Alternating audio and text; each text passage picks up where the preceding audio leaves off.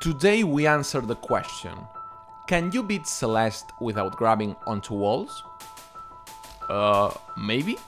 Chapter 1 began being really easy and laid back, so I decided that it would be fun to collect as many strawberries as possible to make the cake at the end of the game look good.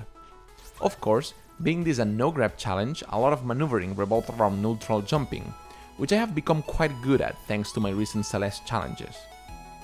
I stopped by Theo to say hi, and then I went to collect more strawberries and did side quests, and I found this weird communication antenna thing.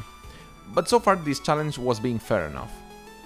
This room was tricky, because I couldn't grab the light block and I had to catch the perfect inertia to avoid the spikes, but after a couple of tries I got it and claimed the strawberry. Then I arrived to this place, where the first non-obtainable strawberry was. I tried everything. Wave dashes into dash jumps, using the light block and combining neutral jumps to make it, but none of it worked. Then I began to worry as I realized that maybe this room wasn't doable, so I tried the speedrun technique, which consists on wave dashing and then barely reaching the corner of the wall, and combined with a neutral jump to ascend. Yeesh! That was close. My journey continued as I grabbed a weird cassette, that I am sure it is not relevant, and on to the last room of chapter 1 we went, which could be done using the speedrun route and neutral jumping almost all the way. And that concludes the Forsaken City. 17 strawberries, 72 deaths, and no grabs. A really solid entrance into the challenge. The old side was also quite manageable, as dream blocks gave me a lot of space to maneuver in. But before any of that, I spent a lot of time failing to collect this strawberry for some reason. Seriously, this is not that complicated, why I am dying so much? The rest of the section went pretty much as normal, grabbing some berries here and there. Oh, and by the way, I grabbed like 3 golden tears and they united to make a strawberry, but the sound, man, the sound, it was so satisfying to hear it. Waskis, play it again one more time.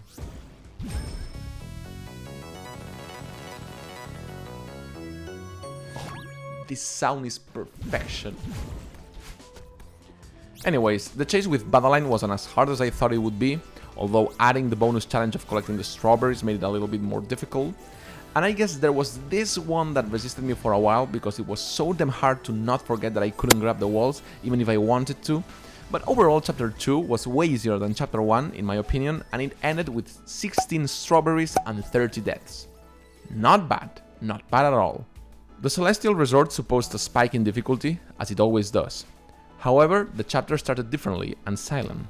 I grabbed the outside strawberries and headed inside the resort to start jumping and dashing across the first Dash Creatures rooms.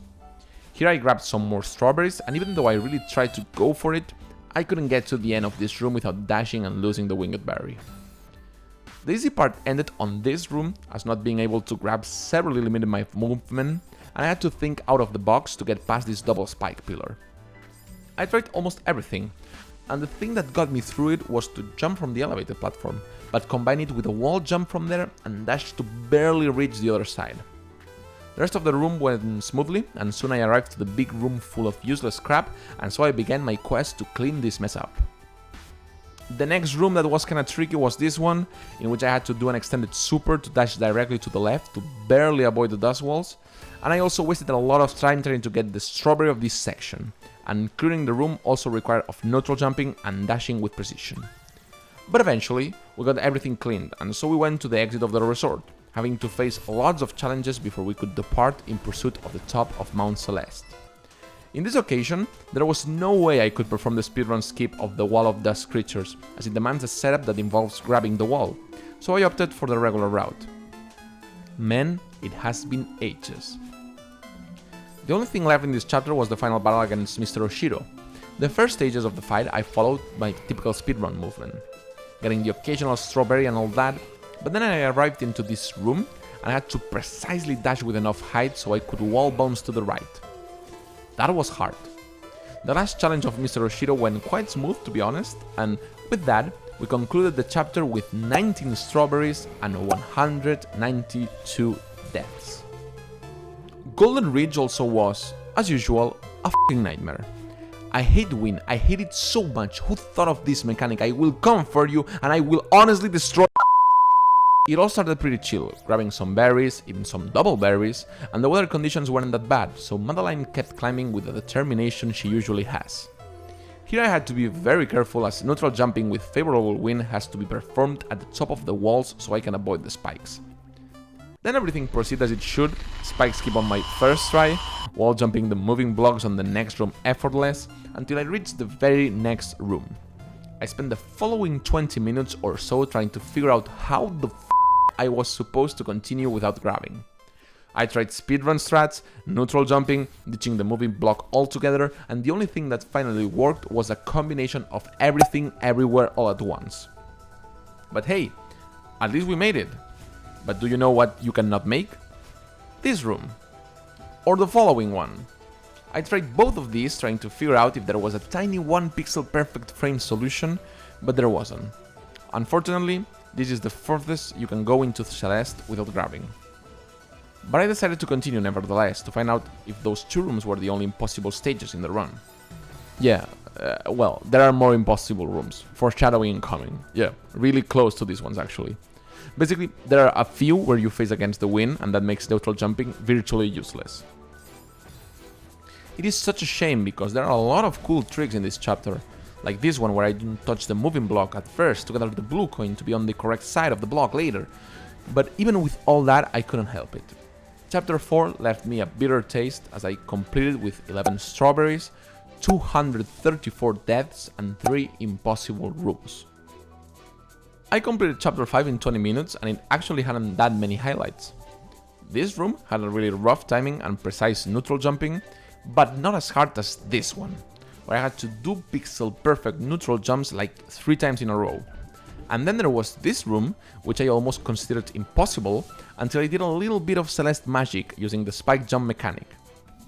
The part that involved our favorite hipster guy almost mirrored a regular run, so yeah, we got to the giant eye and defeated it swiftly.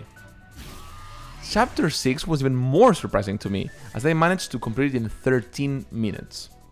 To contextualize that number, 13 minutes is not that far from the usual pace of a Celeste speedrunner that has a PB close to an hour. So yeah, the fight with Madeline went incredible and I breezed through it like an absolute god of climbing and therapy. Go Madeline, go! And so, with those 2 unexpectedly easy chapters, onto the summit we headed, slowly rising from the ashes of our demise.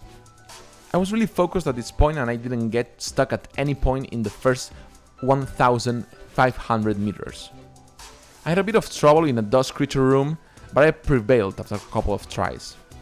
I grabbed a weird golden sphere that I genuinely do not remember what it is for, please help me in the comments, and then I moved on to 2,000 meters.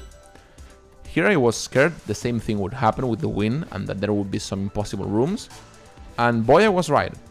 I am not entirely certain this room is doable without grabs, if there exists a weird 1 frame combination that lets you clear it, but I didn't find it.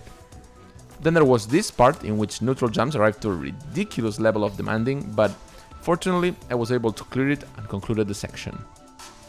2,500 meters had this precise tiny jump that I am really proud of, but what I'm not proud of is the final room, which I concluded was impossible thanks to this moving block. So yeah, add another one to the list. On to the flags we went, and boy, the wind blowing down just made sure I experienced true suffering. Flag number 22 kept me guessing with the neutral jumping that was kind of useless thanks to the wind, but a millimetric laboratory created wall jump made me able to reach barely the trampoline. As a matter of fact, I relied a lot on wall jumps to go through the different flags, and it worked well for most of them. However, flag 11 posed a troublesome dilemma for me. As I meditated on its doability without grabbing the wall on the right side to flag number 10, and after meticulously testing different approaches, I decided that it was, in fact, impossible, and so another spot tainted this challenge. I did an incredibly tiny jump to get through this part in flag number 3, look how tiny that Jump is the cutest thing ever imaginable, oh my god. But however, there was one last bomb on the road, as flag number 2 had a spike portion that, although I could manage to surpass it with a precise dash, the aftermath of it wasn't possible dashless. And so, I had to add one last impossible room before reaching the flag number 1, and seeing that familiar red flag on top of Mount Celeste, and after climbing the last rocks of the mountain, I could finally say that I conquered Celeste grabless, with 6 impossible rooms.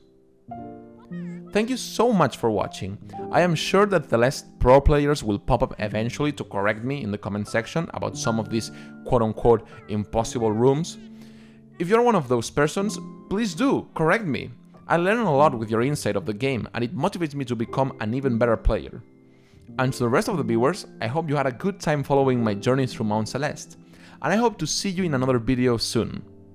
Until we meet again!